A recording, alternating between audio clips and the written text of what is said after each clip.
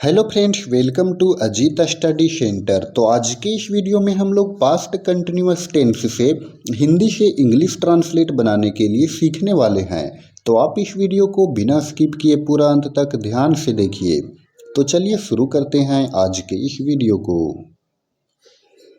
तो देखिए, कोई भी वाक्य को कैसे हम समझेंगे कि वो वाक्य जो है वो पास्ट कंटिन्यूअस टेंस में है।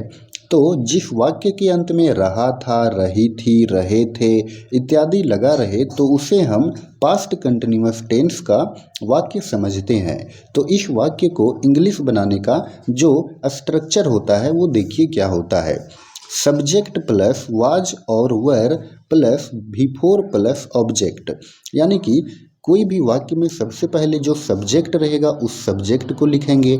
उसके बाद वाज और वर ये दोनों हेल्पिंग वर्ब है, तो वाज और वर ये दोनों में से कोई भी एक हेल्पिंग वर्ब का प्रयोग करेंगे। उसके बाद बिफोर यानी कि वर्ब का चौथा रूप, तो कोई भी वर्ब यानी कि जैसे कि पढ़ना है, पढ़ना एक वर्ब हो गया यानी क्रिया हो गया। तो कोई भी वर्ब में जब आईएनजी लगा देते हैं तो वो बन जाता है बिफोर, तो बिफोर लिखेंगे और उसके बाद ऑब्जेक्ट। ठीक है, तो चलिए सबसे पहले हम लोग जानते हैं कि ये जो वाज और वर है, कौन सा सब्जेक्ट में हम लोग वाज का प्रयोग करेंगे और कौन सा सब्जेक्ट में वर का प्रयोग करेंगे। तो देखिए, आई के साथ प्रयोग करेंगे वाज का, आई के साथ वाज का, वी यू दे इन तीनों के साथ प्रयोग करेंगे वर का, और थर्ड पर्सन सिंगुलर नंबर जैसे कि ही, सी, इट और कोई भी नाम रहे तो वाज का प्रयोग करेंगे। ठीक है, इसको आप याद कर लीजिए। चलिए अब हम लोग बनाते हैं इंग्लिश ट्रांसलेट। फर्स्ट में है मैं उपन्यास पढ़ रहा था। तो मैं उपन्यास पढ़ रहा था, यहाँ पर देखिए इस वाक्य में सब्जेक्ट में मैं है तो मैं का इंग्लिश होता है आई, तो यहाँ पर लिख दिए आई। उसके बाद देखिए आई के साथ कौन सा हेल्पिंग वर्ब लगेगा, वाज लगेगा, तो यहाँ लिख दिए आई वाज। उसके बाद ढूंढना है कि वर्ब कौन है, तो यहाँ पर देखिए पढ़ रहा था यानी कि पढ़ना वर्ब है। पढ़ना का इंग्लिश होता है रीड, READ, रीड मीन्स पढ़ना।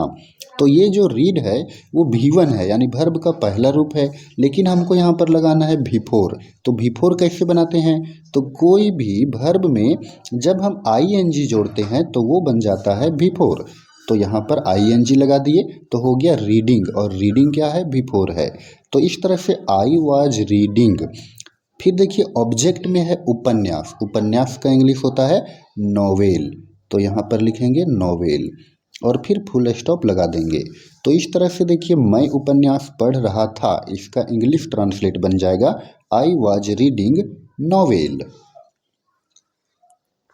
नेक्स्ट है सीता कविता लिख रही थी। तो यहाँ पर सीता देखिए क्या है, सब्जेक्ट में है तो सीता लिख दिए, और कोई भी नाम के साथ प्रयोग करते हैं वाज हेल्पिंग वर्ब का, तो यहाँ हो गया वाज, सीता वाज।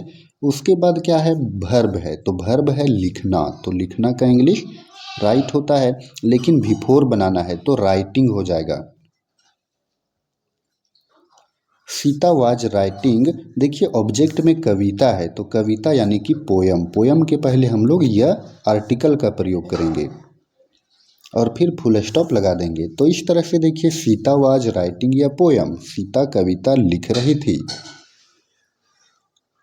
नेक्स्ट है हम लोग बाजार जा रहे थे। तो हम लोग का इंग्लिश होता है वी, और वी सब्जेक्ट में है तो वी के साथ किसका प्रयोग करेंगे, वर का। ठीक है, तो वर लिख दिए वी वर।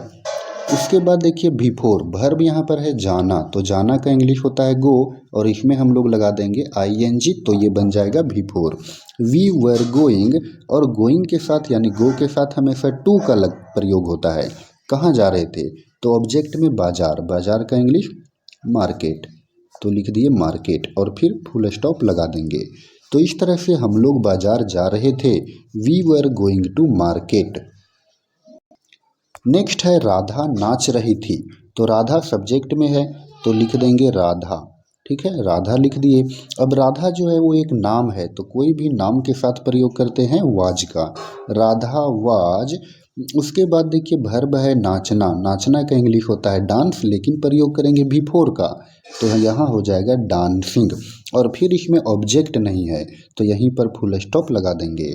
तो इस तरह से राधा वाज डांसिंग, राधा नाच रही थी। चलिए नेक्स्ट है, मैं छत पर सो रहा था। मैं कहाँ पर सो रहा था? छत पर। तो मैं यहाँ पर सब्जेक्ट है, मैं का इंग्लिश हो गया आई के साथ प्रयोग होगा वॉज हेल्पिंग वर्ब का, तो आई वॉज। फिर देखिए यहाँ पर क्या है, सोना, सोना वर्ब है तो स्लीप हो जाएगा, और फिर यहाँ पर बिफोर लगेगा तो क्या लगाएंगे? ING। तो इस तरह से आई वॉज स्लीपिंग। फिर देखिए क्या है, ऑब्जेक्ट में है छत पर सो रहा था। कहाँ पर सो रहा था? छत पर, तो ऑन द रूफ। ठीक है, यानी छत के ऊपर में सो रहा था, इसीलिए ऑन द रूफ का प्रयोग होगा। तो इस तरह से I was sleeping on the roof, मैं छत पर सो रहा था। आगे है, रीता आगरा जा रही थी। तो रीता क्या है? सब्जेक्ट है, और Rita third person singular number भी है क्योंकि रीता नाम है। तो रीता, इसके साथ प्रयोग करेंगे वाज हेल्पिंग वर्ब का। तो रीता वाज, जाना का इंग्लिश होता है गो, और यहाँ प्रयोग हो करेंगे गोइंग का, क्योंकि ये बिफोर लगेगा, ING भी लगाएंगे। Rita was going to, object में है आगरा, तो यहाँ हो जाएगा आगरा। ठीक है, और फिर फुल स्टॉप। तो इस तरह से Rita was going to Agra, Rita Agra जा रही थी। ये हो गया इसका इंग्लिश ट्रांसलेट। नेक्स्ट है, बच्चे हल्ला कर रहे थे। बच्चे क्या कर रहे थे? हल्ला कर रहे थे। तो बच्चे, ये इसका यहाँ पर हो जाएगा चिल्ड्रेन के पहले द का प्रयोग करेंगे, द चिल्ड्रेन। अब यहाँ पर देखिए द चिल्ड्रेन प्लूरल में है, इसीलिए वर का प्रयोग करेंगे। द चिल्ड्रेन वर, हल्ला करना, हल्ला करना का हो जाएगा इंग्लिश मेकिंग या नॉइज, मेकिंग या नॉइज, और फिर फुल स्टॉप लगा देंगे। तो इस तरह से द चिल्ड्रेन वर मेकिंग या नॉइज, बच्चे हल्ला कर रहे थे, ये हो गया इसका इंग्लिश ट्रांसलेट। तो फ्रेंड्स, आई होप कि आपको पास्ट कंटिन्यूअस टेंस का ये सारा वाक्य अच्छे से समझ में आया होगा। तो अगर आपको ये वीडियो पसंद आया हो तो आप इस वीडियो को लाइक करें, और चैनल पर नए हों तो चैनल को भी सब्सक्राइब करें। धन्यवाद।